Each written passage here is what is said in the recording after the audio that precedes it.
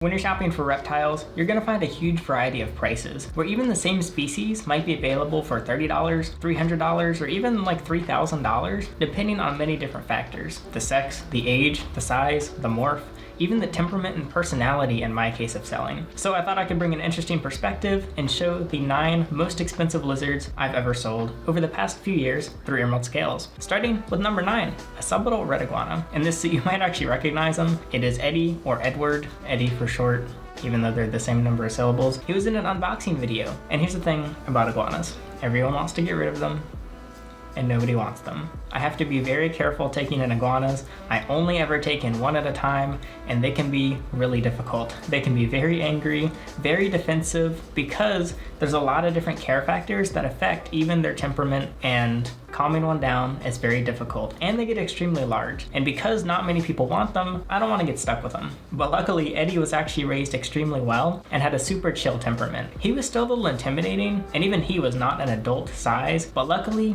he was an iguana that I could actually make a couple dollars on. He sold for $240 plus shipping. It took a while, but I found him a great owner. Well, the great owner found him on the site, and then I agreed that it was a great owner. When normally iguanas, I have to get rid of them for as cheap as possible and just focus on making sure the home is good. But Eddie was cool, and he went for a little more. At number 8, it was a female Harlequin Crested Gecko. Honestly, I don't know why this one went so much. I have notes for each animal of what I want to mention. For example, I forgot to say Eddie went to someone in Massachusetts in April 2020. The Harlequin Questy, the only note I have is I don't know why I sold this for so much. Yeah, normally we sell crested geckos for a lot cheaper. The average lizard that I sell is about $150, $200. Sometimes they're even as cheap as $50 up to $100, but there are of course gonna be incrementally more expensive ones. I don't know why this one sold so much, but it did. It was back in 2019, so I don't specifically remember. I mean, it was pretty, it was very healthy. This one sold when we were working with some other people who also kept the animals. So if I basically maxed out my capacity, I would redirect animals to one of these other people. I don't do that anymore, but I split the profits with these people, so I didn't make as much. But it sold for $280 plus shipping, and it went to Pennsylvania in November of 2019. A little more expensive, number 7. An adult male bearded dragon. Normally beardies go for a lot cheaper. On average I sell them for $150, but a few things did stand out with this one. Primarily his size. He was huge. We have had a lot of big bearded dragons, but this one was over 20 inches long. Yeah, he looks big. Just look at like his neck and his head. He was just all around massive, and people very rarely see those huge beardies, because normally when you're gonna be shopping for them, maybe at a reptile show or even at like a local pet store, you're just gonna see these little tiny babies, but I get the opportunity to work with a lot of really big ones, and people like it. He was also super colorful and pretty, and went for $360 plus shipping. He had a great temperament and a great attitude, and you can see that that's a huge pattern with my selling. The people buying from me oftentimes are not breeders and simply want pets, and so yeah, they care about those little things. Like for example, I always tend to focus pictures on their face and not so much their back like you might see on Morph Market or something. There's nothing wrong with that. It's just that the people that buy from Emerald Scales, a lot of you oftentimes care more about how their face looks and how their personality is. So he kind of just had everything going for him. He sold to someone in Colorado in January of 2020. But before we continue, this video is sponsored by Skillshare. It's an online learning community with thousands of different classes for creators. You can explore new skills or deepen your existing interests. I've always struggled with absorbing information, but Skillshare continues to be an easy way to develop skills. The classes are not only easy to understand, but you can also jump around and engage in actual discussions and Q&As with the teachers of each class. I use MailChimp to send my marketing emails, and I recently finished a class that they made to help optimize my emails and increase my sales by doing so. Skillshare would have been so nice to know about when I was starting Emerald Scales and GoHerping, from the marketing side, the entrepreneurship, and even just taking the product photos and improving them. They've also got classes on animation, fine art, graphic design, music, and even just being productive and learning better self-care. It's pretty much everything. It's all distraction-free with no ads, because it's focused on learning and not selling you stuff along the way. And the first 1,000 of you who click the link in the description will get a 1-month trial to the premium membership. And if you like it, you can join, because members get unlimited access to thousands of classes. So thank you Skillshare for sponsoring let's get back to the animals. I already lost track of the numbers. Number 6 was a male blizzard het Diablo Blanco leopard gecko. You might have saw the bearded dragon didn't even have any morphs linked. It's oftentimes very hard to prove genetics, especially if we just get a beardy from someone and don't have much background. But in the case of this one, we had the genetics, we knew what it was, and it was fancy. And he sold for $400 plus shipping. Normally, when we sell blizzard leopard geckos, they're a lot cheaper. But this one had that het trait, meaning that he has the gene, but he doesn't actively show the gene. So if he's bred to the right female, their baby might potentially show the gene that he's kind of hiding, in this case the Diablo Blanco, and so that just upped his price. But also he has a really cool eye. He has like a partially eclipsed eye sort of, and he just looks nice in the pictures. He's super meaty, super beefy, and had a great appetite. And people always like when they're gonna be easier and they're not picky and stuff. So not too bad, $400 plus shipping. Next up was a Halmahera Halmahera blue-tongue skink for $400 as well. This one had something I'd never seen before. I don't know if this is rare or not, but it has literally green markings on the top lip. It was literally just part of the coloring. He even shed a couple times while he was with us. It was green.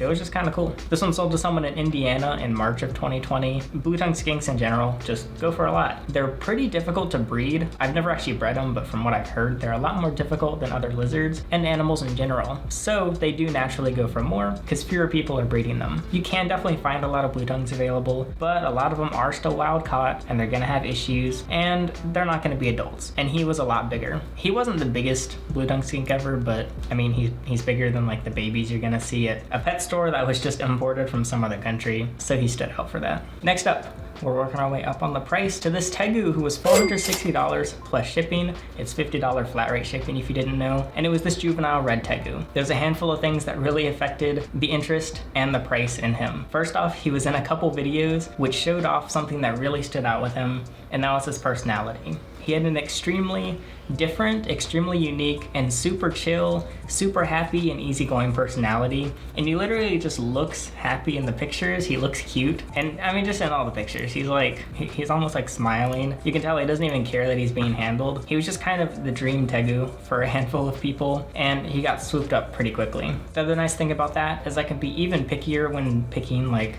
who he should go to make sure it's really a great home. And he got this huge like custom built, it was like a room, like half the room was just converted to this nice tegu enclosure. So I'm sure he's still enjoying that. But he was in a couple videos, and that always makes a difference as well. He sold in April of 2020 and was shipped to Georgia. Yeah, people like this happy tegus. They can be kind of like iguanas where they're not always very well raised, and that can make them grumpy. But he was just so healthy, and it was really, I think, his personality that sold him. And on to number 3, we've passed the $500 mark, $500 plus shipping, was this juvenile northern blue-tongue skink. So oftentimes I don't actually sex the blue-tongues, because although you can definitely sex them, I personally don't always feel confident trying to figure out whether it's male or female, because I just don't have much experience doing that with skinks. I do with other animals, but skinks are not one of those. And so I choose to just not mention it.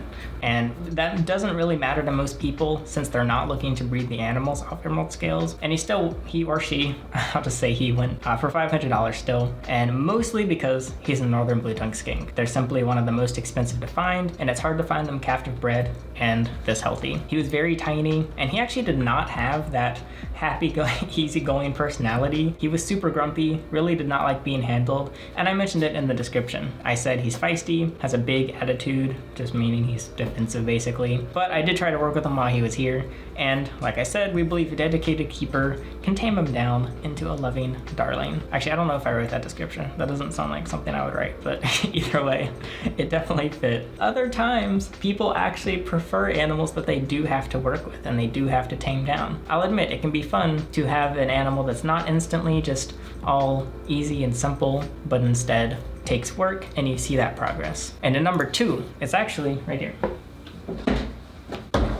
Yeah, a blue tongue. He needs to be bathed, that's why he's over here, because he kind of ran through his own droppings. Oh, it was this adult female caramel northern blue tongue skink. Yeah, a little smelly, similar to the other one because it's a northern, but this one is an adult. She just went for $650 plus shipping. She sold a few days ago, and I haven't actually verified the owner yet, so maybe she'll go back on the site, we'll see.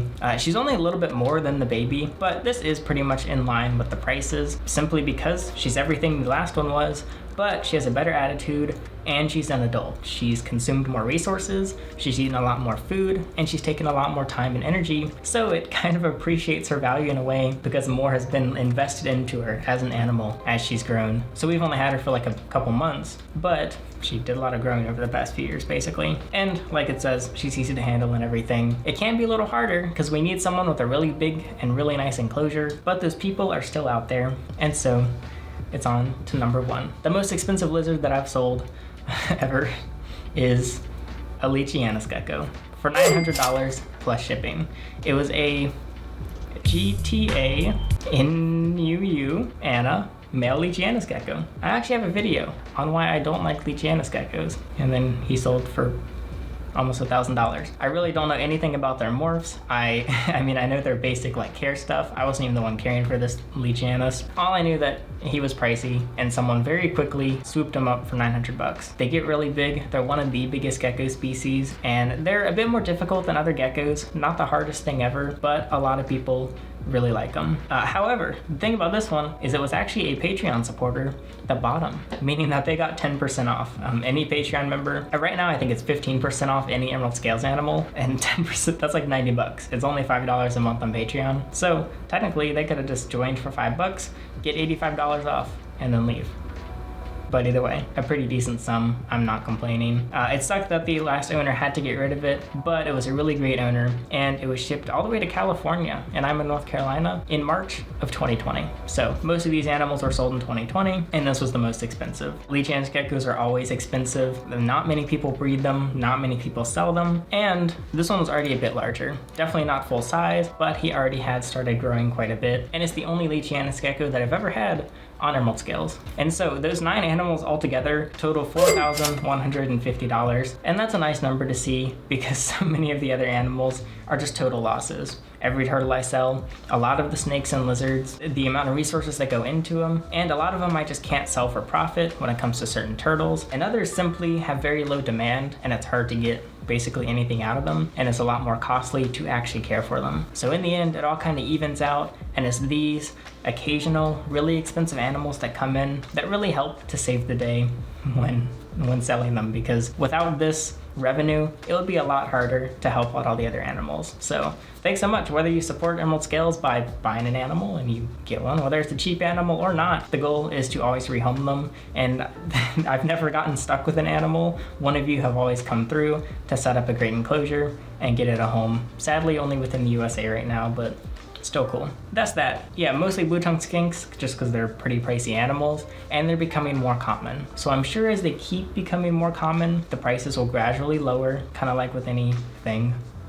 More supply to match the demand. That's kind of how it works. And it's a pretty unique mix. I think it's cool to see how it's a cresty, beardy, leopard gecko. It's kind of everything. But there's definitely a lot of cheap animals that come on the site as well. And ultimately, the money is just there to help offset all of those expenses. Animals aren't necessarily more interesting just because they're more expensive, but I thought it would be cool to talk about. So if you enjoyed it, I can do the same with snakes or whatever, but that'll be it. Again, Skillshare, the first 1,000 of you can get a 1-month free subscription with the link below. Thanks so much to them for sponsoring and continue helping me do projects because I like doing projects.